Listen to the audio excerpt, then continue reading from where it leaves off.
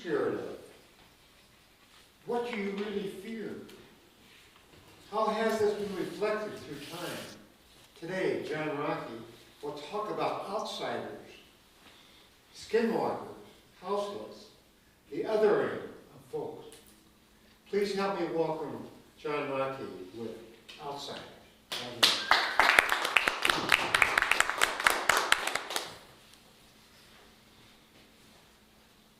Have you ever been around a campfire and had an epic story, especially when you were a little kid? An epic story that scared the living daylights out. Skin or hairs on the back of your neck creeping up, your skin tingly, goosebumps. Fear. Fear is something that everybody experiences. If you don't, something's wrong up here.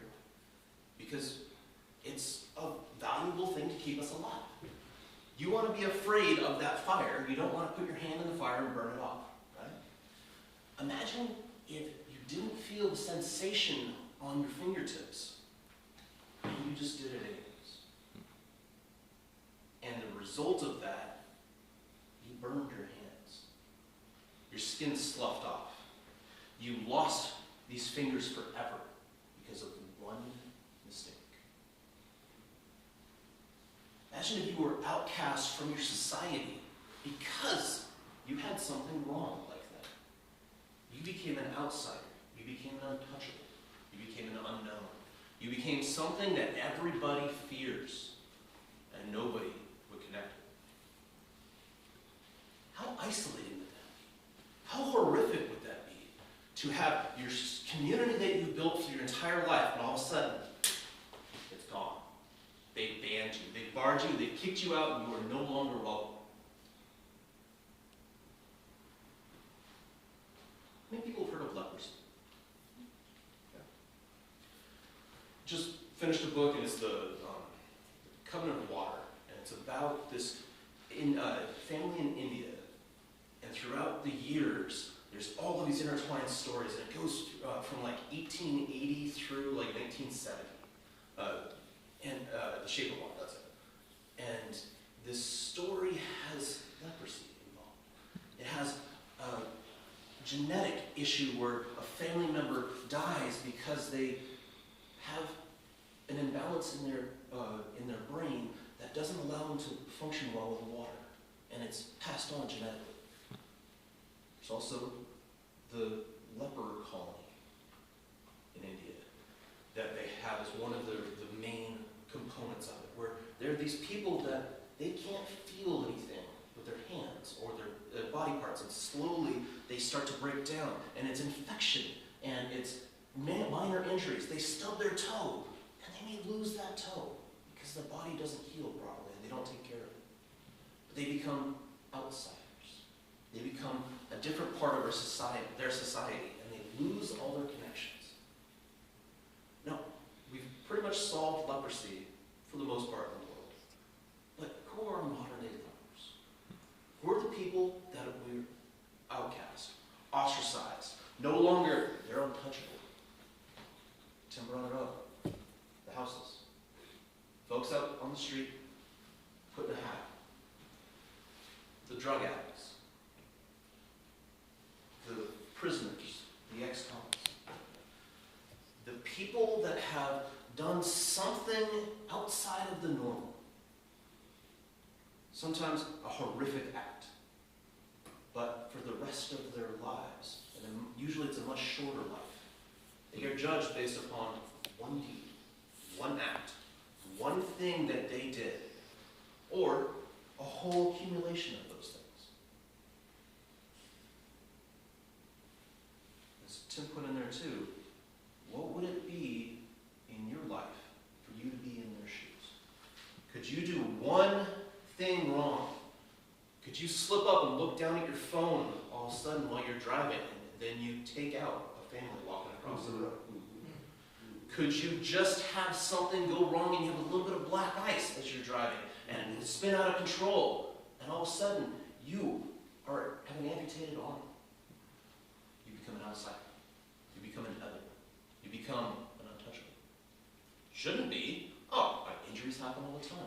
Accidents happen all the time. Mistakes are made. But if you lose that connection because of something that happens in life, it is very easy to become outside. Folks that choose to join the military, go off to war, and there's an IUD that blows up next to them, and all of a sudden they can no longer hear, no longer see, and their faces or bodies or minds are permanently disfigured. They are othered in our society. Who are the real normal people? What is it to be a normal person in our world? Is it having every single thing align perfectly in your life throughout your life?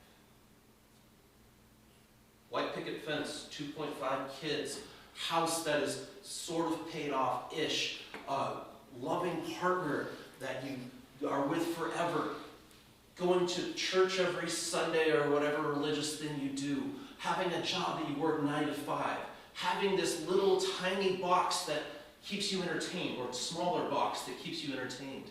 Is it completely conforming to every single rule that's put out there that are constantly piled on and societal expectations, and you fitting the exact way through?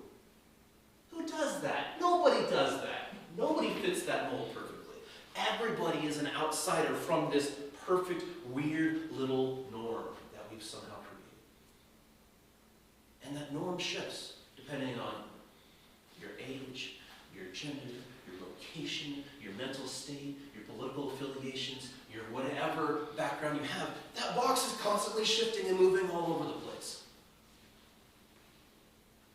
But if we're idolizing this box, anybody outside of it is fair game.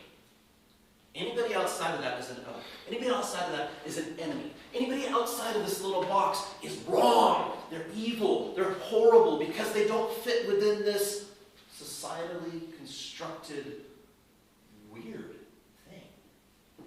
They don't fit within this norm. And look around. Nobody fits within that norm. And if they do, they've worked extremely hard to be in this little slot. And I doubt they have a lot of self-agency. I doubt they've really taken the time to question themselves, to drive down the road going, oh, I just stole a pen. They don't ask that question. Instead, it's like, ooh, how do I do this thing to keep up with the Joneses? How do I do this thing? My encouragement to you today is to think about how you are outside of that norm. How are you outside of that box? And why? Is it life circumstances? Is it choices? Is it empathy? Is it giving a damn about the world and seeing what's going on?